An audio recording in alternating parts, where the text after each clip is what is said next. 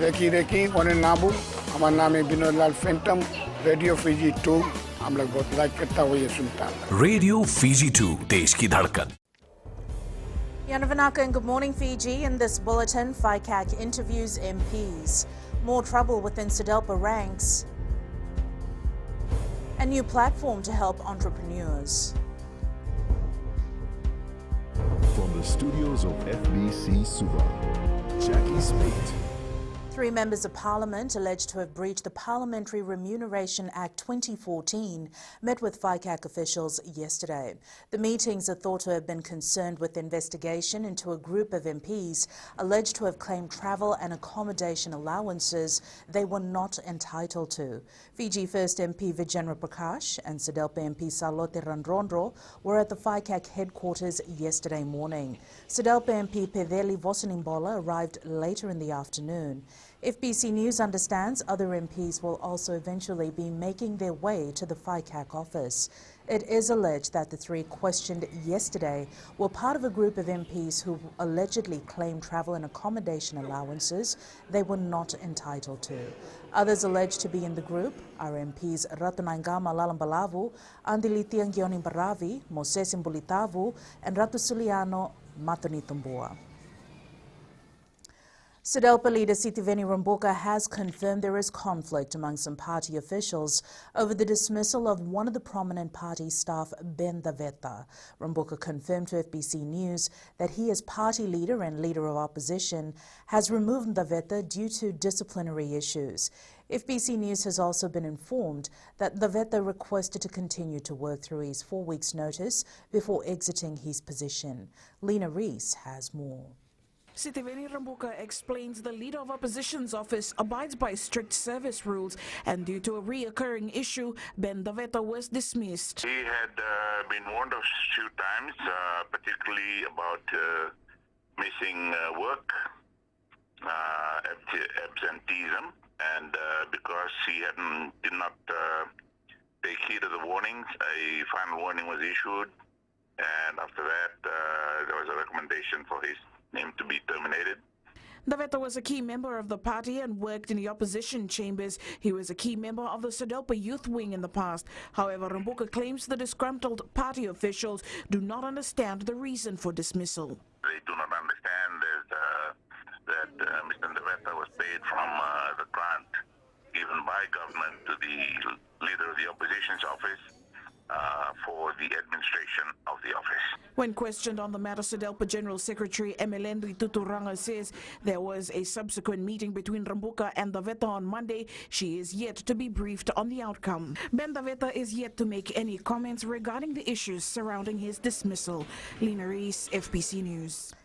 Technologies are playing crucial roles in keeping the society functional amid all the restrictions, and they may have a long-lasting impact beyond COVID-19. A startup challenge and the Launchpad 2020 has been announced for Fijians aspiring to start up their own business. Kritika Kumar reports. The digital platforms will guide the entrepreneurs to test and pitch new ideas and support established businesses in taking on new technology solutions. We feel that this initiative will certainly open up doors, especially in an industry that in Fiji is still fledgling. It's still in its infancy stages. Kameli Bativeti says this platform will enable youth to step out of their comfort zones. That's not to say that our millennials are not experts in this area. In fact, our millennials are way ahead. It's just that they need a platform. They need that support. The Australian High Commissioner to Fiji, John Feeks, says it's important to support Fijians so that they can become independent in such trying times. We want to support young Fijian businesses. Fijians are wonderful innovators. It just makes sense to get involved in this way. The Startup Challenge is a 9-day entrepreneurship training and pitching competition. It will run from the 9th to the 18th of September, whereas Launchpad 2020 is a 6-week-long training for companies who need to further develop their business ideas into products. Kritika Kumar, FBC News. Police Chief of Operations Abdul Khan says they are investigating reports of buses being pelted with stones. Pacific Buses claims 4 buses have been damaged this month alone, and it's being targeted by competitors. ACP Khan says there is an investigation ongoing as they try to identify suspects. Previous incidents of illegal overseas recruitments may have instilled fear in many. However, with the inception of Vinaka Employment Agency, this has given some hope to Fijians. The agency, governed by the Amir Medical Group of companies in the United Arab Emirates, is the latest overseas recruitment entity in Fiji. Director Registrar Professor Dr. Naimbuka Nayabakalo says the first batch of 9 nurses are set to leave our shores through this agency.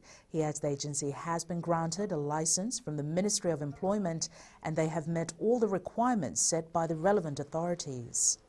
I think one of the important things here is if something happens, because the government is involved, they'll be able to help the individual, because again, the government is here, the Ministry for Labour, so we'll be able to work with the Fiji Embassy in order to get all of these things sorted. Yeah. The Korean ambassador to Fiji, Shin Hee-cho, has applauded the Fijian government for managing the COVID-19 situation well.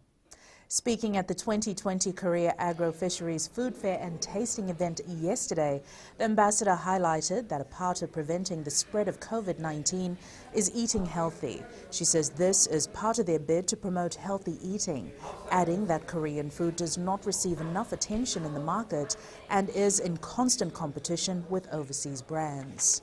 Considering the increasing interest in health and well-being in the Pacific region, I believe Korean food, which is known for its health benefit, could create good demand in the future. Up ahead, drug use in football becoming a concern. A new plan for Athletics Fiji.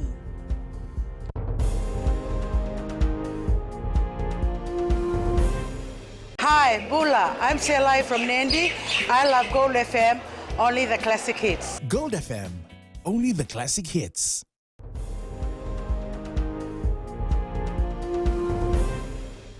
Two players who featured in the Futsal Inter-District Championships last weekend have tested positive for use of marijuana. They are first offenders, which means they are expected to be suspended for 3 months and fined $200 each. Aquila Dama with the story. The Fiji Football Association will continue to make tough calls after the latest positive drug cases from the Futsal IDC.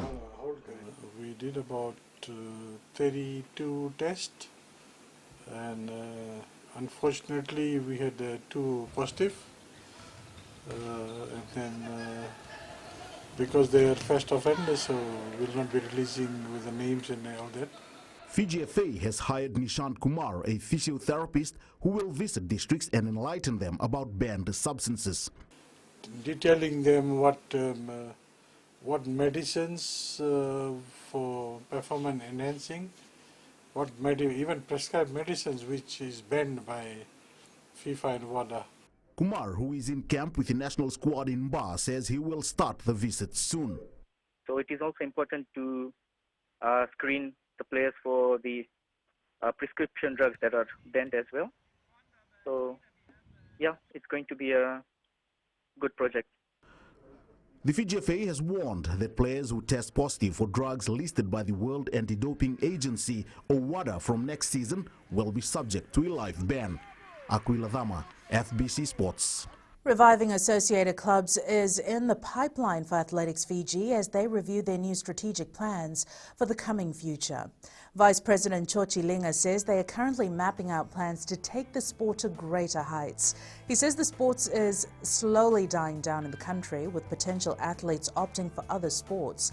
Linga adds to keep the sport alive, they look to revamp clubs and stage more competitions locally and internationally to give a window of opportunity for the current and future athletes who have the talent and passion for the sport.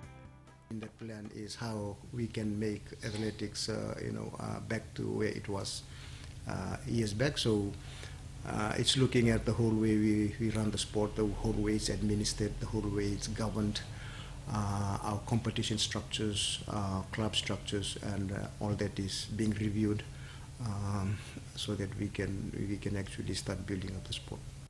For the first time, the Lakemba Volleyball Association will host its club competition in Suva in October.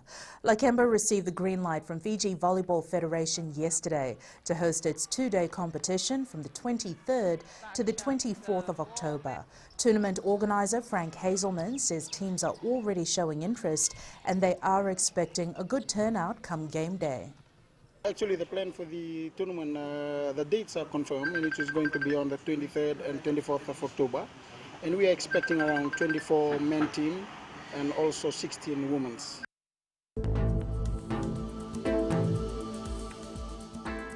Quick look at the weather map for today. It is Thursday, the 27th of August, a step away from Friday. Expect cloudy periods with brief showers over the eastern parts and interior of the larger islands. Mainly fine weather elsewhere, moderate east to southeast winds, fresh at times. And that is your FBC Morning News. Join us at 1 p.m. and 7 p.m. for our major bulletin. Remember, in times of crisis, you need factual news that you can trust. Stop believing fake news about the COVID-19 on social media. Fight misinformation by getting only the facts about the coronavirus from verified news sources like FBC's TV, radio and digital media news. www.fbcnews.com.fj. Keeping Fijians connected with the truth.